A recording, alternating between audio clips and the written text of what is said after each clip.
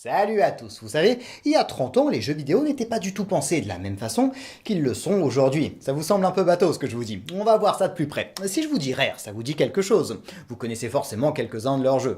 Les plus célèbres étant Donkey Kong Country, Banjo et Kazooie et GoldenEye 64. Mais bien avant ces titres qui ont fait de Rare l'un des développeurs les plus célèbres du jeu vidéo, il ne s'agit que d'une petite firme anglaise fondée par les frères Chris et Tim Stumper qui développent de petits jeux destinés aux micro-ordinateurs. D'ailleurs, à ce moment, celle-ci se nomme Ultimate Play Game et quelques-uns de leurs titres rencontrent un véritable petit succès. Nous aurons l'occasion d'y revenir dans une vidéo consacrée à l'histoire de Rare.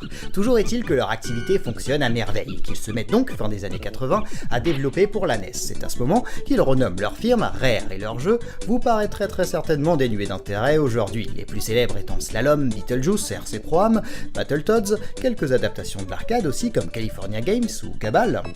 À ce moment-là, Rare, ça ne parle à quasiment personne. Pourtant, certains de leurs jeux ont tout de même marqué la ludothèque de la NES, pour des raisons moins évidentes qu'il n'y paraît.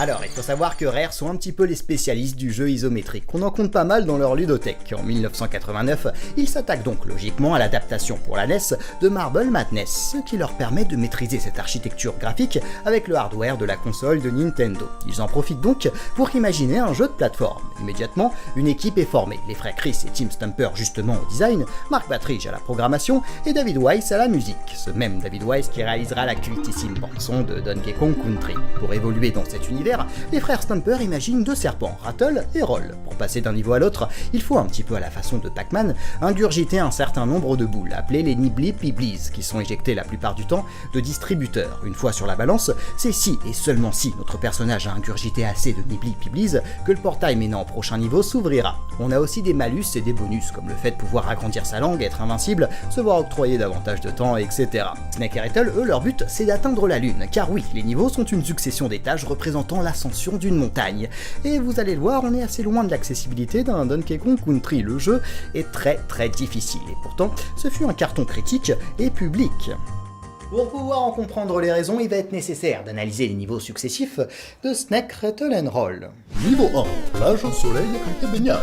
Attendez, il y a quelque chose qui cloche. Ce jeu difficile. Mais ou alors c'est moi qui suis très bon, je sais pas. C'est un petit parcours de santé. Je suis au niveau de la mer, mais tomber dans l'eau ne me tue pas. Les ennemis sont lents au possible. Cette sorte de gros réglisse et ce pied qui cherche à nous écraser. J'ai un bonus qui me permet d'agrandir ma langue. Un autre un peu plus loin, pratique pour récupérer les Nibbly Pibblies. Je vais me peser et hop, direction l'étage supérieur.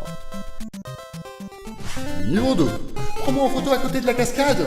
Toujours pareil, je peux aller faire trompette comme je le souhaite et profiter de la fraîcheur de l'eau. Attention tout de même aux poissons qui traînent, il y a des champignons à présent et ceux-ci ne font pas grandir mon personnage. Ah, et on a quand même une petite épreuve ici. Une fois qu'on est passé sur la balance, il faut faire preuve d'agilité pour parvenir à grimper jusqu'au portail. Mais après quelques tentatives, on part bien pour le prochain étage. Niveau 3, on est à quelle hauteur du sol là?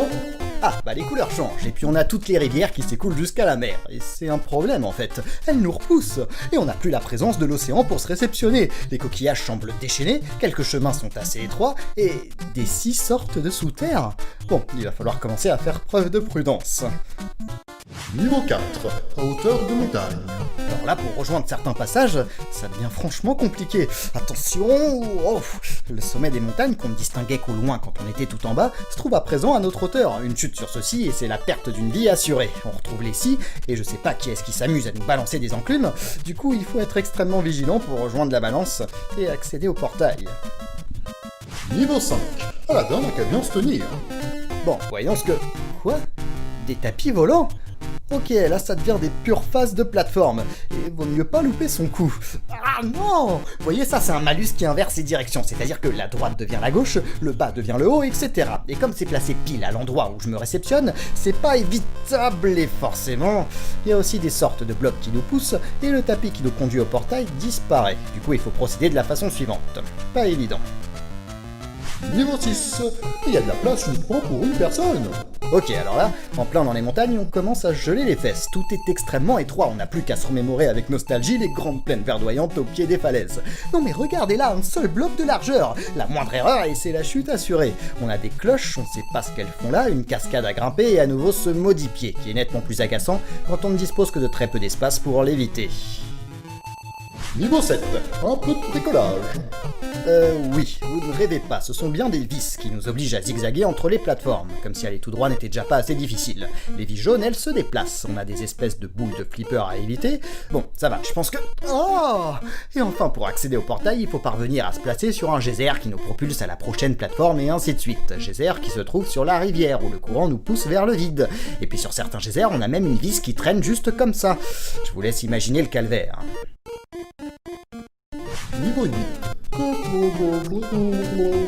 Alors là, c'est complètement pas difficile en fait. C'est un niveau aquatique et les Niblipiblis sont des poissons. Il doit s'agir d'un lac dans la montagne et franchement je le passe sans le moindre souci. Ah bah peut-être qu'on a fait le plus dur et que ça va y aller décrescendo par la suite. On peut toujours espérer. Niveau 9, tu rêves mon grand. Ah bah là ça y est, je crois qu'on est bientôt au sommet de la montagne et ça a gelé, le sol est glissant et en plus de ça certaines plateformes sont inclinées. Alors là je vois pas comment vous expliquer l'horreur que ça représente, si ce n'est en observant mes innombrables morts. On a des adversaires à éviter sur des plateformes sur lesquelles on glisse et qui en plus de cela sont inclinées. Imaginez si vous faisiez du saut d'obstacle sur une patinoire avec une piste en biais tout en devant éviter les autres patineurs. Eh bien oui, c'est à la limite de l'impossible. Niveau 10, mais quand est-ce que ça s'arrête?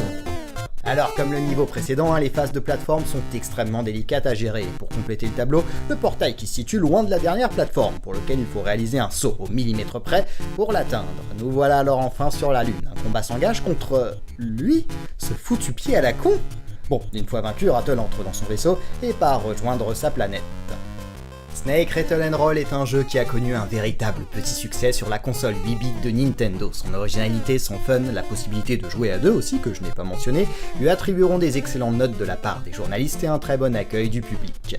Mais c'est indéniable, Snake Rattle & Roll a vieilli. Il appartient à un autre temps où les jeux étaient pensés de façon bien différente. Mettez-le entre les mains d'un joueur du 21e siècle, il le trouvera difficile, frustrant et sans doute sans le moindre intérêt. C'est qu'il représente, avec bien d'autres, l'héritage des jeux de l'arcade. Ces titres qui étaient davantage pensé pour attirer l'argent des joueurs que pour être parcouru d'un bout à l'autre. Snake Rattle & Roll est un jeu à scoring et dans la tête de Chris et Tim Stumper, l'intérêt n'est pas de terminer le jeu, en prouve certains passages proches de l'impossible et ce boss de fin que je ne suis même pas parvenu à vaincre, même en réessayant une cinquantaine de fois, mais bien de réaliser le plus gros score possible et de l'inscrire dans la mémoire de la cartouche du jeu.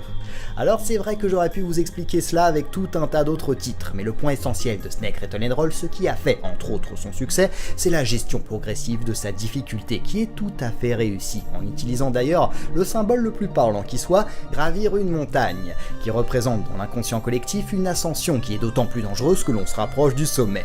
Le titre gère cela à la perfection, alors que dans les premiers niveaux l'on peut chuter sans souci, que l'on dispose de vastes espaces, tout cela s'amenuise au fil de l'aventure, les chemins se font de plus en plus étroits, les ennemis plus coriaces et rapides, l'erreur de plus en plus punitive, mais Snake Rattle & Roll nous offre le loisir d'apprendre à maîtriser ses mécaniques dans un but précis, aller le plus loin possible jusqu'à un inéluctable game over.